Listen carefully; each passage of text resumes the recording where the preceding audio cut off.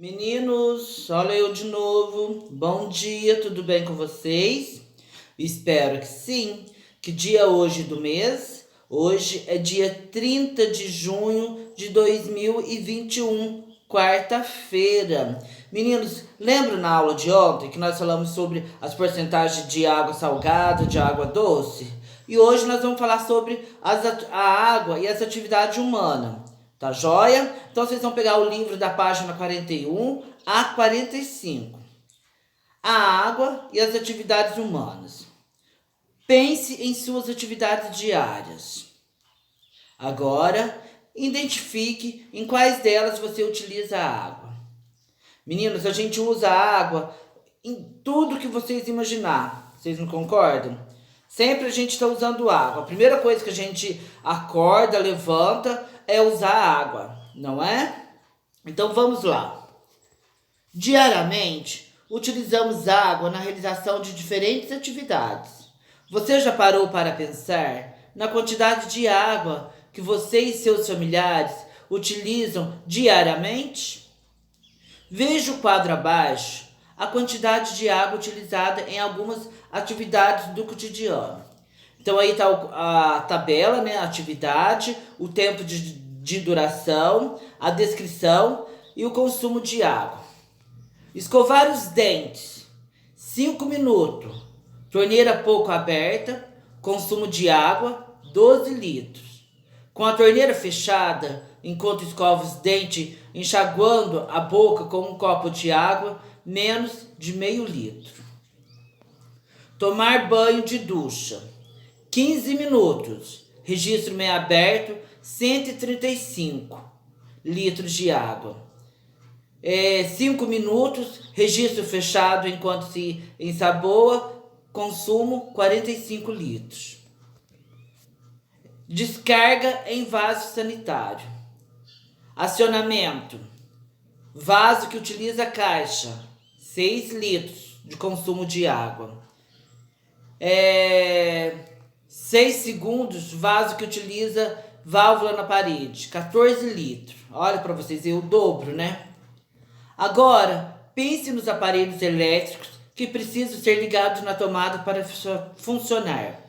Esse funcionamento está relacionado ao uso da água. Isso porque no Brasil, a maior parte de energia elétrica é gerada em usinas hidrelétricas. Além de geração de energia elétrica, a água pode ser utilizada pelo ser humano na fabricação de diversos produtos, no cultivo de plantas, na criação de animais, entre outras atividades. Apesar de essencial no nosso dia a dia, a quantidade de água doce disponível para o uso e consumo do ser humano é reduzida. Além disso, sua utilização pode tornar a água inaprópria, reduzindo ainda mais sua disponibilidade. Por isso, devemos ter atitudes que evitam o desperdício de água nas atividades que realizamos diariamente, utilizando-a de modo consciente. Ok? Vamos lá.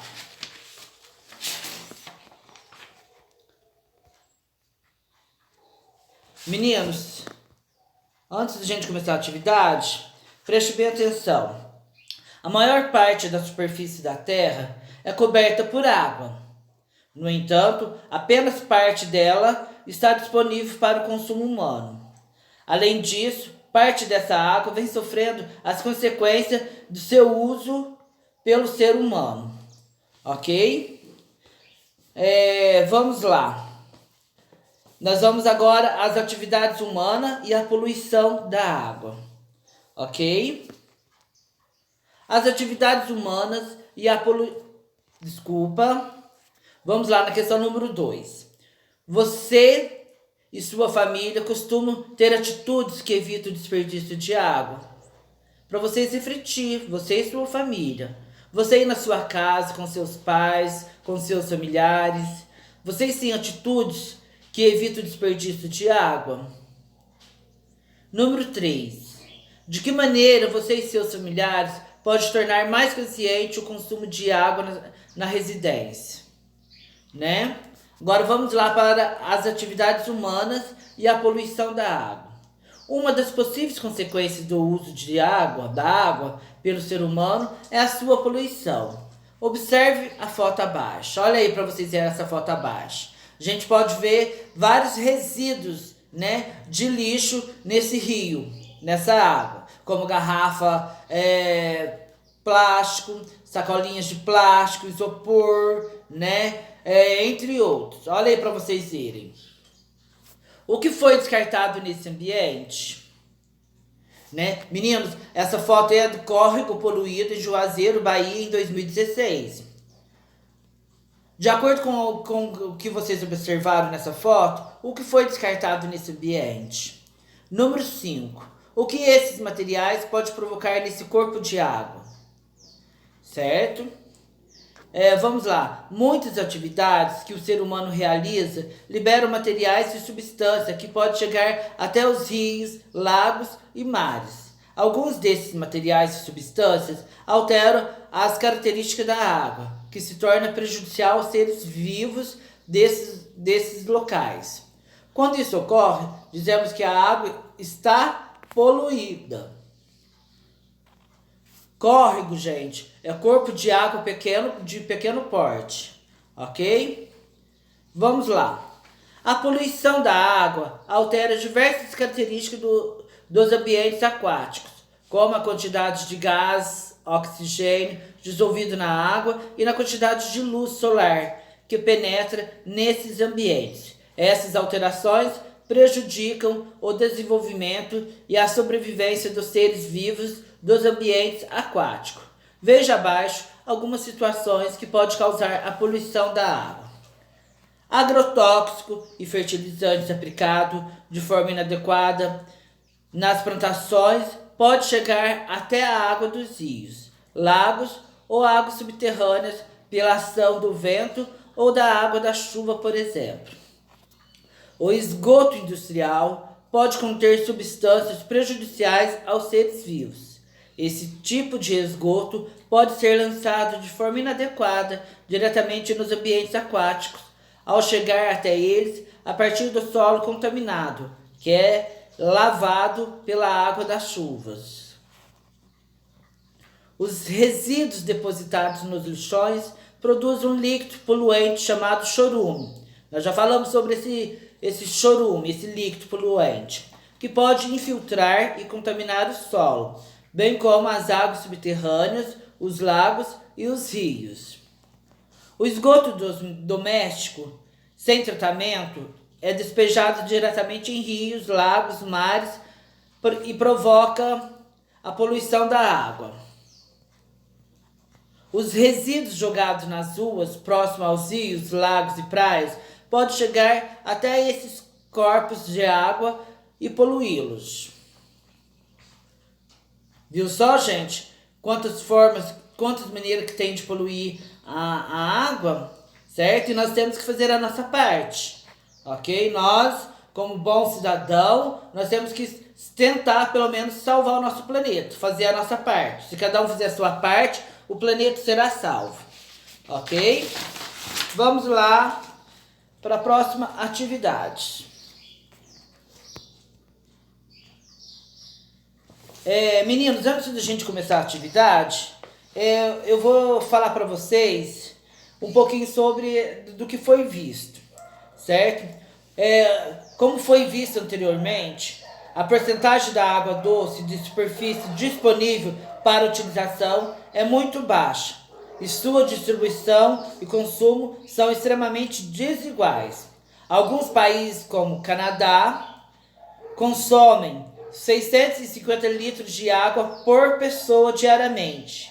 E em outras regiões, como na África subsaariana, a utilização é de apenas 20 litros por pessoa para realizar todas as atividades diárias. A Organização Mundial de Saúde indica que a média ideal de consumo diário de água por pessoa é de 50 litros, o suficiente para a sobrevivência e o bem-estar do indivíduo. No entanto, os brasileiros ainda consomem bem mais do que isso, 150 1.087 litros por pessoa, né? Ou seja, por dia. O volume de água consumida diariamente por uma pessoa não abrange somente a água utilizada na higiene pessoal, para lavar as roupas e para se hidratar. A água está presente em praticamente todas as atividades cotidianas, como consumir embalagens que serão descartadas, deslocar-se de um local para o outro ou consumir alimentos que precisam de água em sua produção, como mostra aqui na tabela. O volume de água consumido de forma direta ou indireta por uma pessoa para realizar suas atividades é chamado de pegada hídrica e pode variar de acordo com o país e seu grau de desenvolvimento. Vamos aí. Atitude de Joaquim ao lavar a louça.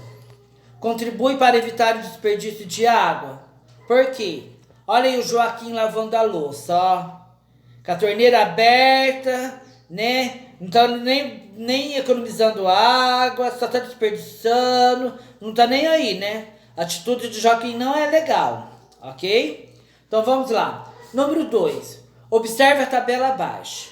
Quantidade de água consumidas, né? Na obtenção de alguns produtos. Então aí eu tenho os produtos e a quantidade de água consumida.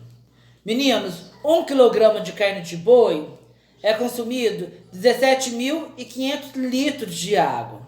1 kg de carne de frango é consumido 3.500 litros de água.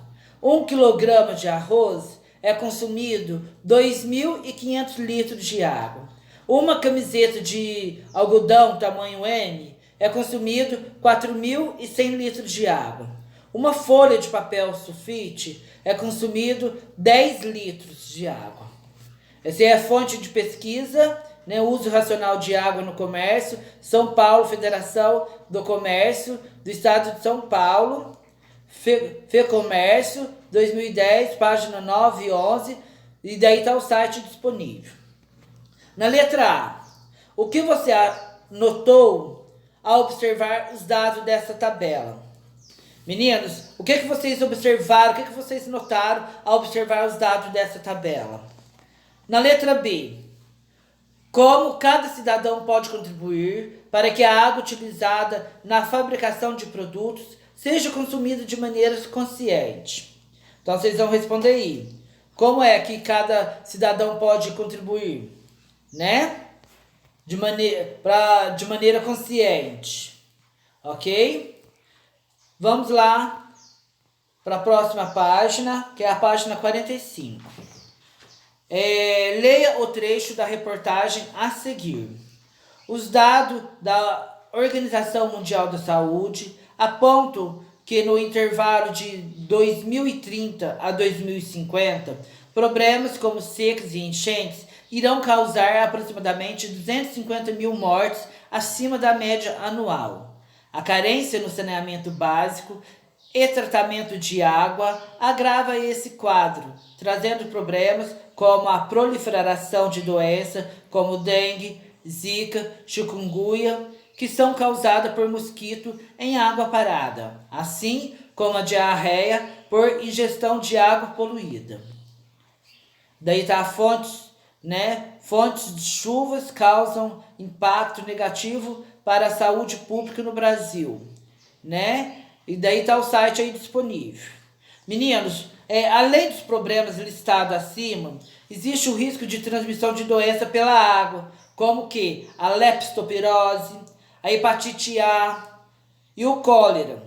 Enchentes também facilitam a proliferação de mosquitos como a Aedes aegypti, que transmite dengue, febre amarela, zika e febre chikungunya, certo? Além de enchentes, também ocorre alagamentos, que pode ser agravado com a hipermeabilização dos solos e a ocupação de áreas irregulares.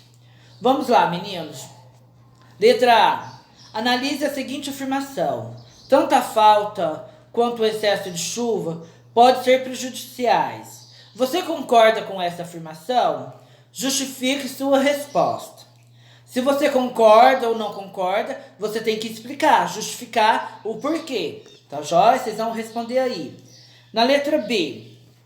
Que atitudes podem evitar a proliferação de mosquitos transmissores de doença como Zika, dengue e chikungunya?